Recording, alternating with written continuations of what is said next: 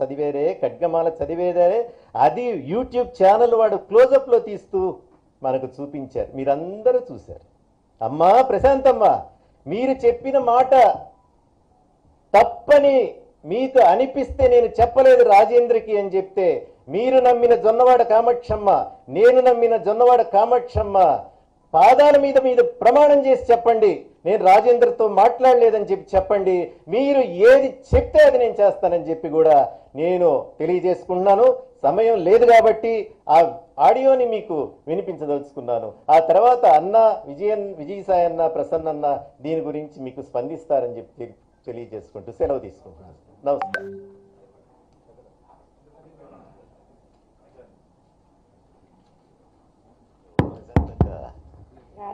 అక్క అక్క బాగున్నారక్క?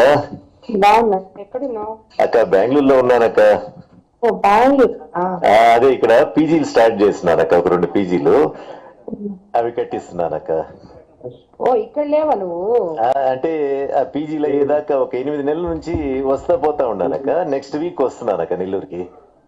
Okay okay సరే అక్క అక్క అక్క ఎందుకు చేశానంటే చెప్పండి అక్క. నువ్వు ఇప్పుడే చెప్పొద్దు. లేదు లేక ఎవరికి చెప్పను లేక, నాకు కొంత అర్థం అవుతా ఉందక్క. ఊరికి పోటీ చేయమని అడుగుతున్నారు వాళ్ళు ఇప్పుడు. అదే అదే నాకు అర్థమైందక్క.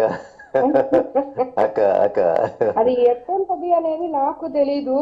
ముందు వాళ్ళు సర్వే పనులు అడిగితే మాకు సర్వే పనులు వద్దని చెప్పాము. ఎందుకంటే ఈ కాన్స్టిట్యున్సీలో రాదు కదా. అవునక్క అవునక్క. సో వాళ్ళు అప్పుడు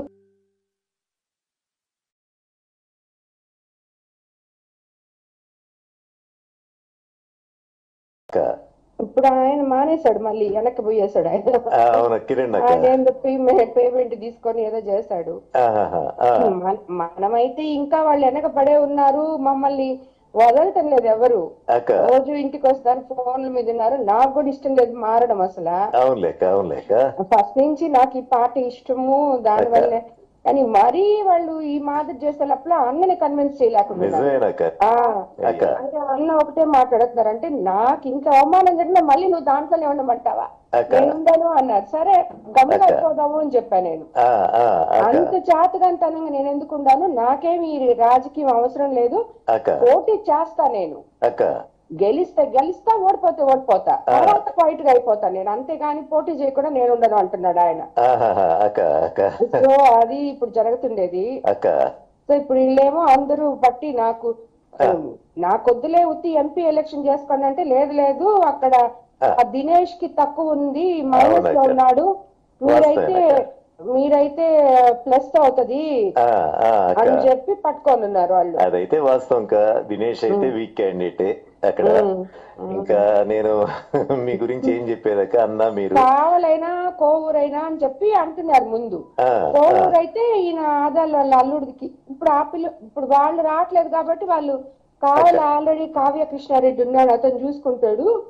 సో కోవూరే తీసుకోండి అని చెప్తున్నారు. అదే కావలొచ్చి కావ్య కృష్ణారెడ్డిని కూడా అక్కడ లోకల్ గా వ్యతిరేకించారు ఈ మధ్య అందరూ కలిసి. అందరూ వ్యతిరేకించారు, కానీ వీడి మీద ఇంకా వ్యతిరేకుతుంది కదా. పోతున్నాడు ఆ ప్రతాప్ ని అసలు ఎవరు ఓటు కూడా అది ఊరికే నీకు ఒకసారి చెప్తామని. నాకు పాపం ప్రసన్న అన్న అనే తలకే నాకు కూడా ఇదిగా. అదే కదక్క, అందరూ ఇంట్లో వాళ్ళం అయిపోతే, అందరం ఇంట్లో వాళ్ళం అయిపోతుంది. అదే కదక్క, కానీ వాళ్ళకి చెప్పినప్పుడు ఇంకా అది ఆలోచించుకోవాలి కదా రాజకీయాల్లో. మళ్ళీ అన్నకు కూడా ఏంటంటే టీడీపీలో వెళ్తున్నాం కాబట్టి అటు వైఎస్ఆర్సీపీ వాళ్ళు కూడా ప్రెషర్ గానే ఉంటది. ప్లస్ ఎక్కడ ఇప్పుడు ఆత్మకూరులో అయితే ఒక 10,000 కూడా మెజార్టీ రాదు, 10,000 తగ్గద్ది. ఎందుకంటే విక్రమ్ బాగా చేస్తున్నాడు, రామనారాయణ పోయినా కూడా ప్రాబ్లం అవుతుంది. ఉదయగిరి బానే ఉంది, ఉదయగిరి బాగుంది టీడీపీకి, అది కూడా బాగుంది. కందుకూరు కూడా ఇప్పుడు ఆ పిల్ల ఎవరో పెట్టారు. ఇది నేను ఇంత మాట్లాడుతా ఉన్నప్పుడు వాళ్ళు కందుకూరు కూడా అనౌన్స్ చేయించేశారు. ఇంకా నా వెనకాల ఎందుకే మీరు పడ్డం, మీరు ఏమైనా చేసుకోండి అని నేను కూడా వదిలేసాను.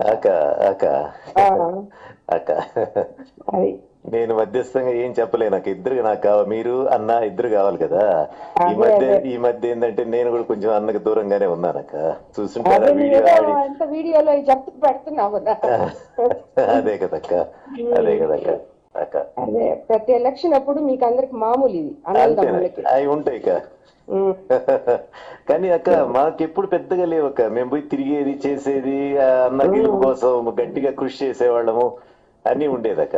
లాస్ట్ టైం కూడా రాహిన్ కూడా తిరిగాడక్క అన్న కోసం, ప్రసన్న కోసం. రజిత్ పెద్దగా తిరిగాడు. ఇది చెప్పకు రాజేంద్ర, ఇప్పుడే నేను ఇంకా కన్ఫర్మ్ కూడా చేసుకోలేదు. అదే మేమైతే ఇంకా యాక్సెప్ట్ కూడా చేయలేదు దానికి. వాళ్ళు చెప్తా ఉంటే ఇదే చెప్పాను నేను, బంధువులు కదా అది ఇది అని. ఆ సర్వేపల్లి అంటే కూడా అదే చెప్ప, వద్దున ఆయన మా నాకెందుకు సర్వేపల్లి, ఆయన లేదమ్మా నువ్వు గెలుస్తావు అంటాడు ఆయన. గెలవనని కాదు, నాకు ఇష్టం లేదు సర్వేపల్లిలో పోయేయడము, వద్దు వద్దు అని చెప్పాను నేను. అంటే ఇంకా అంటే ఆయనకి టికెట్ ఇవ్వనే చెప్పారులే వాళ్ళు, ఆయనకి ఇవ్వట్లేదు అందుకని చెప్పి సర్వేపల్లి తీసుకోమనే చెప్పారు. ఎవరు లేకపోతే ఆయనకి ఇస్తారు కదా పాపం. అంతే కదా, అంతే కదా. సరే రాజేంద్ర,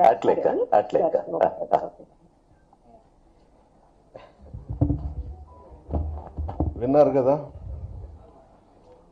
ఆత్మకూరులో రామనారాయణ రెడ్డి గారు 10,000తో ఓడిపోతున్నారు. కావలిలో వాడు ప్రతాప్ రెడ్డి, మర్యాద కూడా లేదు, గౌరవం కూడా లేదు. చంద్రమోహన్ రెడ్డి గారి గురించి విన్నారు. ఎట్లా చెప్పండి మీరే? ఈమెని రాజకీయ నాయకురాలు అంటామా, కోటీశ్వరాలు అంటామా, నడమంత్రపు సిరి అంటామా? నేనైతే నడమంత్రపు సిరే అంటాను. మధ్యలో డబ్బు వచ్చింది, అహంభావం, అహంకారం, పగరు ఇవన్నీ వచ్చేటట్లు చేస్తాయి డబ్బులు. ఆ పగరుతోనే ఇవన్నీ మాట్లాడింది. కరెక్ట్ కాదు కదా విజయసాయి అన్న గారు మాట్లాడతారు.